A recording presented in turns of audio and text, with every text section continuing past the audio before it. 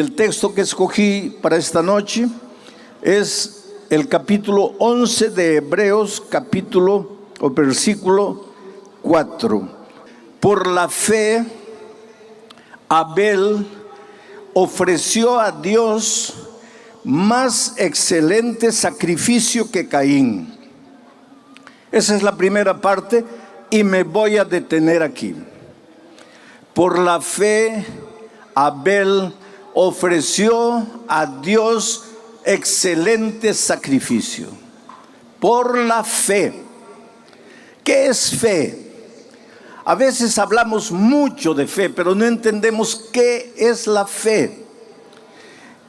Si le pudiéramos buscar un sinónimo a la palabra fe, ese sinónimo sería confianza. Así que cuando tú dices, yo tengo fe en Dios, estás diciendo, yo confío en Dios. Cuando tú dices, yo ya tuve fe en Dios, pero ahora ya no la tengo, estás queriendo decir, yo ya confié un día en Dios, pero ahora ya no confío. Fe es confianza. Y el texto bíblico de esta noche dice que por la fe, o sea, por la confianza que Dios tenía en Dios, que Abel tenía en Dios, ofreció excelente sacrificio. Confianza. El asunto es que para que tú confíes en alguien, tienes que conocer a esa persona. Porque tú no puedes confiar en alguien a quien no conoces.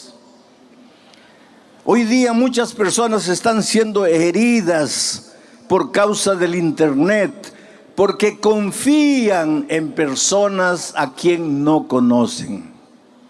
Por favor, querido, especialmente si eres joven, ¿cómo vas a conocer a alguien por el internet? Las personas se conocen personalmente, cara a cara. ¿Cómo puedes decir que amas a alguien por el internet? Y las consecuencias a veces son tristes. Porque para confiar en una persona hay que conocerla. Y para conocer a una persona hay que interrelacionarse personalmente. Hay que saber cómo es la otra persona, quién es, por qué es así. Hay que conocer, y para conocer a una persona hay que pasar tiempo con esa persona, porque si tú no pasas tiempo con una persona no la puedes conocer, y si no la puedes conocer no puedes confiar en ella, y si no confías en ella no tienes fe.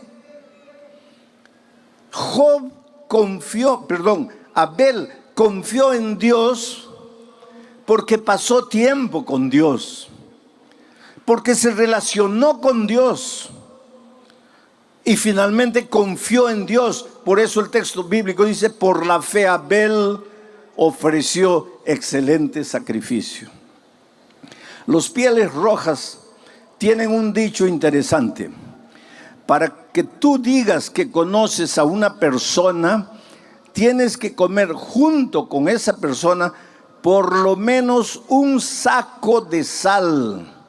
¿Tú entiendes lo que ellos quieren decir? Tú sabes que la sal se come de a poquito, se le echa una pizca a la comida para darle sabor. Ahora imagínate tú con otra persona comer juntos un saco de sal. ¿Cuánto tiempo te va a llevar eso? Toda la vida. Lo que los Pieles Rojas querían decir es que no se puede conocer a una persona simplemente por haber hablado 2 o 3 veces. Abel era un muchacho que se relacionaba con Dios. Quiero llevar tu imaginación al jardín del Edén. Adán y Eva pecaron.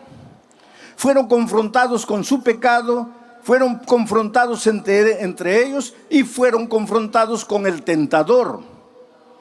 Ellos ya no podían permanecer en el jardín del Edén, porque en el jardín del Edén estaba el árbol de la vida. Y si ellos siguiesen comiendo del árbol de la vida, vivirían eternamente, pero vivirían como pecadores. Tú ya te imaginaste, si el pecado se prolongase eternamente, sería una tragedia. Por lo tanto, ellos tenían que salir del jardín del Edén. Y salieron. Y el texto bíblico de Génesis dice que Dios colocó un querubín con una espada brillante en la puerta del jardín. ¿A dónde se fueron Adán y Eva? Salieron del jardín para vivir fuera del jardín. Se alejaron de Dios, pero podían ver el jardín y podían ver al ángel guardián del jardín.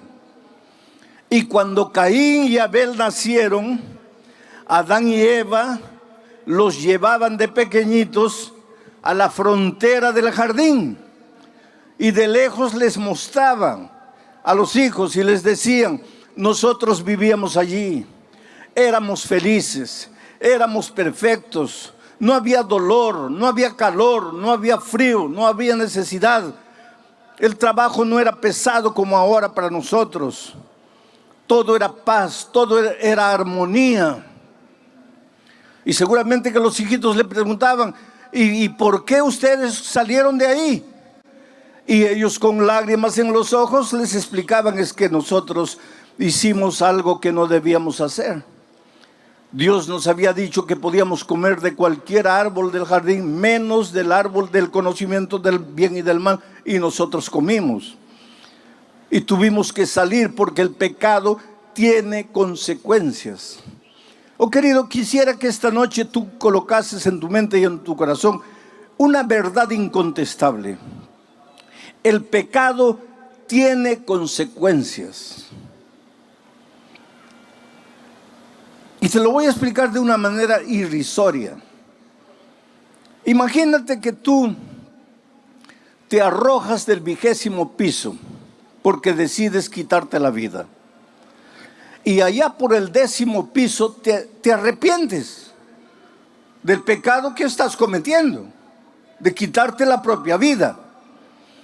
Y clamas a Dios: Señor, perdóname.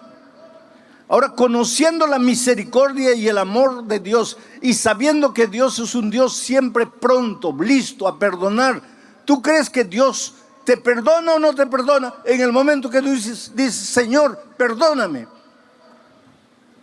Claro que te perdona. Estás perdonado, pero ya estás cayendo por el 9º piso. Perdonado. Vas a llegar al suelo. Perdonado, pero vas a morir, porque el pecado tiene consecuencias.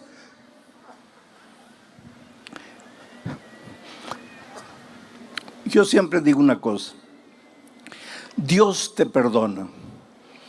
Tú eres la cosa más linda que Jesús tiene en esta vida. Oh querido, no hay nada que hayas hecho en la vida que Dios no te perdone. Dios te perdona todo. Ah, pastor, usted dice eso porque no sabe lo que yo he hecho. No importa lo que hayas hecho. No importa si has caído en lo más profundo de la miseria, en lo más profundo del pecado. No importa si tus manos están manchadas de sangre, droga, prostitución, lo que tú quieras. Dios te perdona todo, pero la vida no te perdona. Es por eso que cuando estás cayendo del 20º piso y pides perdón en el 10º, Dios te perdona, pero la vida no te perdona. Vas a caer y vas a morir. Perdonado, pero vas a morir. Yo estaba saliendo de un estadio en San Pablo y un muchacho corrió y me abrazó llorando y me dice: pastor, usted dice que Dios perdona todo, pero a mí Dios no me ha perdonado. Y le pregunté por qué él decía eso. Este muchacho estaba con SIDA, estaba condenado a muerte. Estoy hablando de tiempos cuando el SIDA era mortal, no había remedio. Hoy día tampoco hay remedio, pero se puede prolongar la vida. En esos tiempos no. Ese muchacho estaba ya por morir. Y él decía, a mí Dios no me ha perdonado porque mi pecado fue horrible. Y yo le dije, hijo, Dios sí te perdonó. Y él me dice, pastor, pero si me perdonó, ¿por qué no me cura? Ah, pues ahí está la cosa, hijo. Dios te perdonó, pero la vida no te perdona. Adán y Eva pecaron. ¿Pidieron perdón a Dios? Sí, pero tuvieron que salir del jardín del Edén. Y ahora llevaban a sus pequeños hijos a la frontera y les mostraban, miren. Y seguramente, yo imagino que Adán y Eva lloraban. Y le decían, hijo, si pudiésemos volver atrás, jamás habríamos hecho la tontería que hicimos. Pero la hicimos y ahora estamos en esta tierra de dolor cuando podríamos estar en el jardín. A medida que Caín y Abel crecían, ambos iban a mirar la frontera del jardín. Ambos miraban de lejos al querubín con la espada en la mano. Y delante de ese cuadro, los dos reaccionaron de maneras diferentes. Porque Abel entendió la naturaleza del pecado y entendió la solución para el pecado. Porque Adán y Eva les contaban a ellos que cuando estaban desnudos, cuando no sabían qué hacer, cuando estaban cargados de vergüenza por causa del pecado, el Señor sacrificó un cordero. La sangre de ese cordero se derramó. Con la piel de ese cordero se preparó túnicas para cubrir la desnudez de Adán y Eva. Y en ese acto de sacrificio, el primero de la Biblia, Dios estaba diciendo, hijo, que no importa en el problema a donde caíste por causa de tus decisiones torpes, no importa si te sientes embarrado en el fondo del pozo, hay solución para ti. Pero la solución involucra sangre, derramamiento de sangre. En el jardín del Edén, la sangre del Cordero. Pero en nuestro caso, la sangre del Cordero de Dios que quita el pecado del mundo, el Señor Jesucristo en la cruz del Calvario. Pero hay solución para ti esta noche. Puedes venir a Jesús trayéndole tu vida, tu pasado. Pastor, tengo vergüenza de mi pasado, tengo asco de mi pasado. Pues tráele tu vergüenza, tráele tu asco. Antes que tú llegues, el Señor Jesús, como el Padre al Hijo pródigo, correrá y te abrazará y te besará. Y en su amor te limpiará y te transformará y te hará un nuevo ser humano. Porque esa es la promesa divina. Delante de aquel cuadro, Abel entendió que él, si se relacionaba con Dios, si ejercía la fe en Dios, si confiaba en Dios, debería ofrecer un sacrificio excelente. Solo, querido, que tú no le puedes ofrecer a Dios nada, porque nada bueno tienes. Por más que te esfuerces para producir buenas obras, obras de justicia, tu justicia para Dios es como trapo de inmundicia. No quieras tú presentarle a Dios tu buen comportamiento. No quieras tú creer que la salvación es porque dejaste de fumar o de beber, o porque no comes carne de puerco, o porque guardas el sábado, o porque haces esto, o porque haces aquello. Todo eso para Dios es como trapo de inmundicia. ¿Y sabe por qué? Porque quien produce esas obras son tus manos de inmundicia, porque somos humanos, manchados de pecado. Por lo tanto, el único sacrificio aceptable para Dios no es nuestro sacrificio humano, es la sangre maravillosa del Cordero. Necesitas creer en Jesús. Necesitas creer que si vas a Él arrepentido y le confiesas tu vida, Él te va a cubrir tu multitud de pecados. Él te va a lavar en su sangre, Él te va a limpiar en su gracia. Necesitas creer. ¿Sabes por qué no has vencido hasta hoy? Porque luchas por tus propias fuerzas, porque crees que tu dominio propio te va a dar la victoria. No, querido. El único que te garantiza la victoria es el Señor Jesucristo. Por eso Abel ofreció un cordero y Dios aceptó la ofrenda de Caín, de Abel. Mientras que Caín ofreció el fruto de sus manos, el fruto de la tierra, y Dios no aprobó el esfuerzo humano. Dios aprobó la gracia de Cristo, y por eso el fuego vino y consumió la ofrenda de Abel. Pero el texto sigue diciendo, vamos a volver al texto, por favor coloquen en la pantalla. Por la fe Abel ofreció a Dios más excelente sacrificio que Caín, por lo cual alcanzó testimonio de que era justo. Esa es la parte que voy a desarrollar ahora. Por lo cual alcanzó testimonio de que era justo. ¿Quién alcanzó el testimonio de que era justo? Abel. ¿Y quién dio el testimonio de que era justo? Dios. ¿Y por qué Dios dio en favor de Abel el testimonio de que era justo? Porque él ofreció un cordero, la gracia maravillosa de Jesucristo.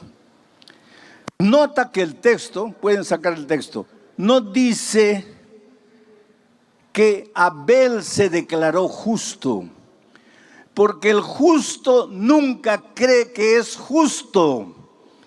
El verdadero justo siempre se siente pecador. Yo me preocupo cuando veo a algún cristiano que se siente justo, o por lo menos se siente con el derecho de acusar al pecador, de mirar al pecador, de juzgar al pecador.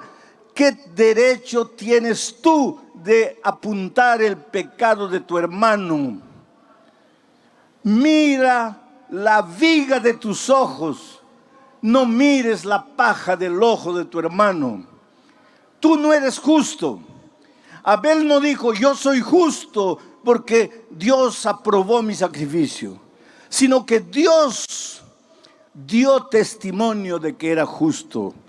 Dios el justo. Ahora hay una cosa.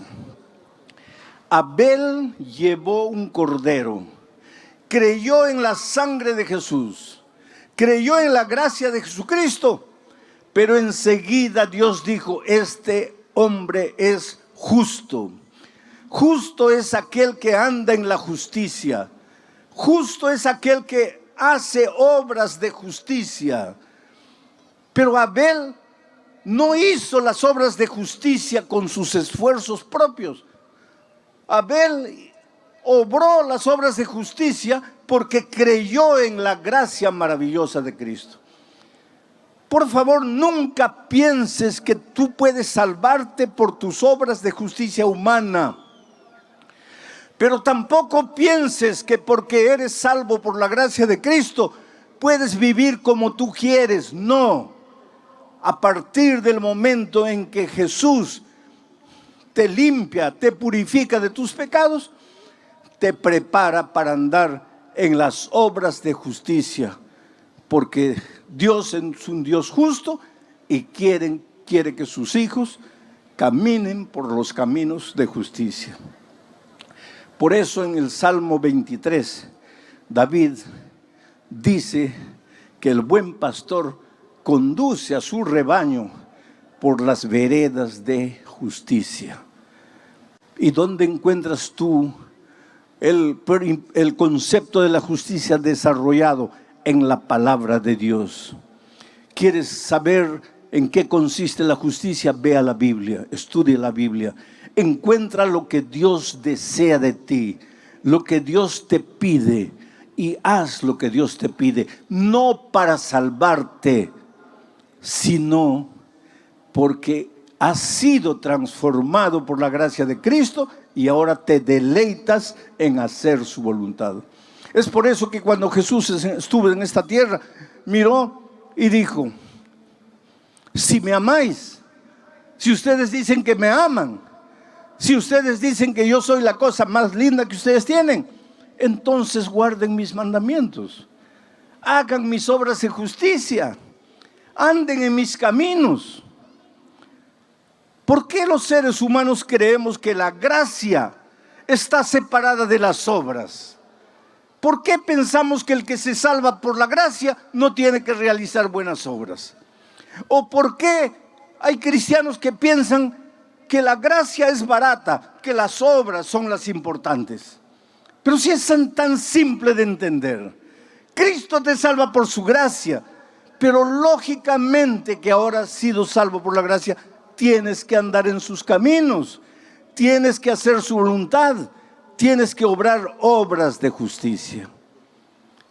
Ahora, ¿cuál es el sacrificio que tú tienes que entregar al Señor Jesucristo? El sacrificio de Abel fue perfecto. ¿Cuál es tu sacrificio? Romanos, voy a pedir que salten al texto de Romanos capítulo 12, versículo 1. Quiero leer aquí. Romanos capítulo 12, versículos 1 y 2. Para responder la pregunta: ¿qué sacrificio tienes que entregarle tú? Abel ofreció un perfecto sacrificio. ¿Y tú? Dice así: así que hermanos, ¿y quién escribe? Es Pablo. Así que hermanos, os ruego por las misericordias de Dios que presentéis vuestros cuerpos en sacrificio vivo, santo, agradable a Dios, que es vuestro culto racional. Sigue. No os conforméis a este siglo, sino transformaos por medio de la renovación de vuestro entendimiento, para que comprobéis cuál es la buena voluntad de Dios, agradable y perfecta. ¿Quieres experimentar en tu vida la voluntad de Dios agradable y perfecta? ¿Cómo sería si tu matrimonio fuese la voluntad de Dios? Si la empresa que has abierto fuese de acuerdo a la voluntad de Dios. Si el curso universitario que has escogido fuese de acuerdo a la voluntad de Dios. Imagina cómo sería tu vida. Sería una vida plena, una vida realizada, una vida feliz, porque es el desarrollo de la buena voluntad de Dios. Pero para eso tienes que ofrecerle a Dios tu cuerpo como sacrificio vivo, no como un sacrificio muerto, no como un sacrificio moribundo. Esto no quiere decir que no te puedas entregar al Señor Jesucristo con 80 años ya para morir. Puedes hacerlo y Dios se va a alegrar y te ama y te acepta.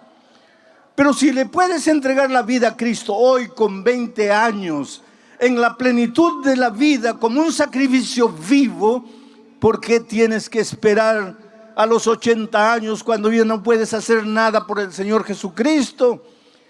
Oh querido, tú eres maravilloso, tú tienes talento, tú tienes vida, tú tienes juventud, tú tienes fuerza. No la destruyas en la miseria de la vida. No pases noches y noches desperdiciando tu vida en los placeres de este mundo. Entrégale tu ser entero a Dios como sacrificio vivo. Y deja que la buena y agradable voluntad de Dios se haga realidad en tu vida. Y tendrás paz y serás feliz. Yo me acuerdo de una historia triste de una abogada que comenzó a sentirse mal y fue al médico. Y el médico, después de unos exámenes, le dijo: estás con SIDA. Pero ella nunca le había sido infiel al esposo. ¿Cómo podría estar contagiada de SIDA? Evidentemente el esposo había traído esa enfermedad a la familia.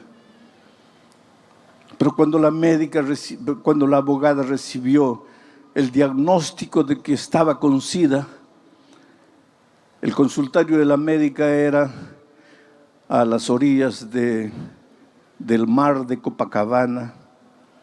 Ella salió con el papel en la mano, caminó hasta la playa, se sentó en la arena y recordó toda su vida. Solo había tenido un hombre en la vida, su esposo. Habían comenzado a flirtear cuando tenían 12, 13 años. Comenzaron a enamorar a los 15 años contra la voluntad de los padres. Ella le repetía desde la ventana las palabras de una poesía que muchos de ustedes conocen. Quítate de la ventana, chiquillo loco, que mi madre no te quiere, ni yo tampoco. Pero el muchacho insistía y la conquistó. Y a los 15 años de edad empezaron a enamorar. Ese muchacho no quería saber nada con la vida, solo amigos, al principio cigarro, después bebida, después drogas. Y los padres le decían a la hija, pero hija, ¿cómo te vas a casar con un muchacho así? Tú, una abogada, ¿cómo te vas a casar con un hombre irresponsable que solo quiere disfrutar de tu dinero? Porque él no trabaja, él no es profesional, él no estudia, él solo vive en las drogas, en la bebida.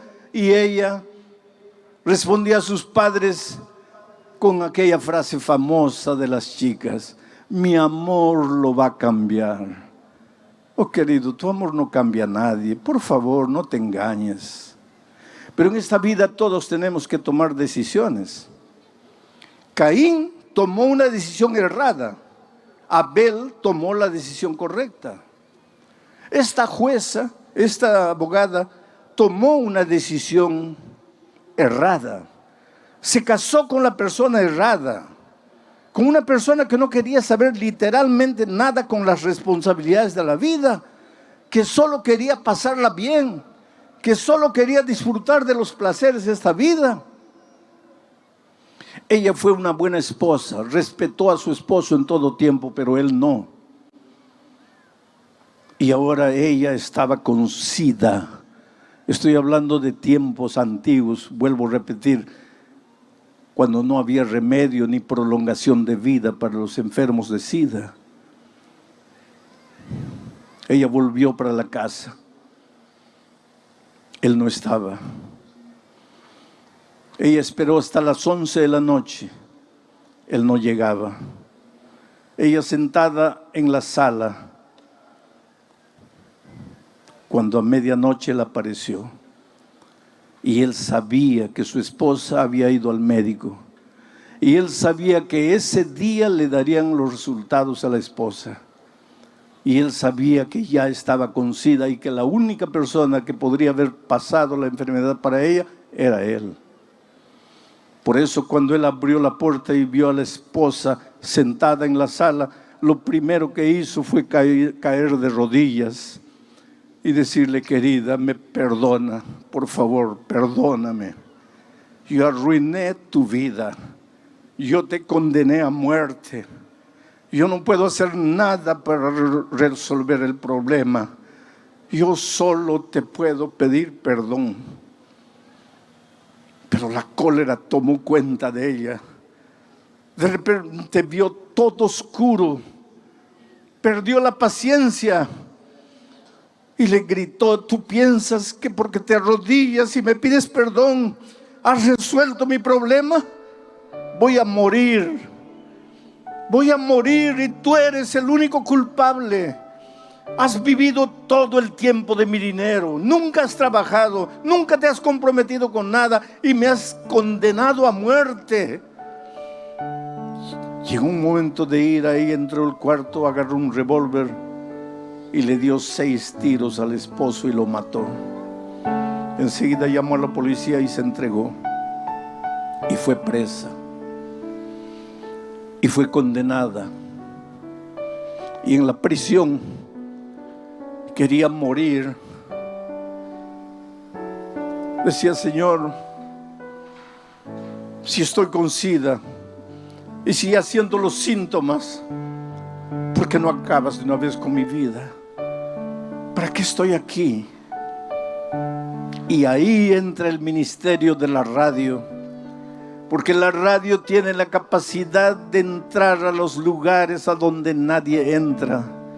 Yo estuve en un país musulmán, cuyo nombre no voy a decir, para proteger a los misioneros allá, a donde el evangelio entró a través de las leyes de prohibición y todo, y hay un núcleo de musulmanes que se volvieron cristianos a través del ministerio de la radio. Es por eso que cuando alguna vez te piden una ofrenda para la radio, no tengas miedo de ofrendar. La radio puede llegar con el evangelio a los rincones más apartados, y la radio llegó a la vida de esta abogada con el evangelio en su momento de desesperación, y ella entendió que Jesucristo era Dios, y con los hombres no podrían hacer, Jesús podría hacer, y que el milagro maravilloso de Cristo tal vez no sería curarla del SIDA, mas curarla del alma, para enfrentar la muerte sin miedo y sin temor, con la esperanza de encontrarse con Jesucristo cuando Él viniera. Y aceptó a Jesucristo y fue bautizada. Pero entonces ya estaba en las últimas y la sacaron de la prisión y la llevaron al hospital, y ya sentía que la muerte se le acercaba.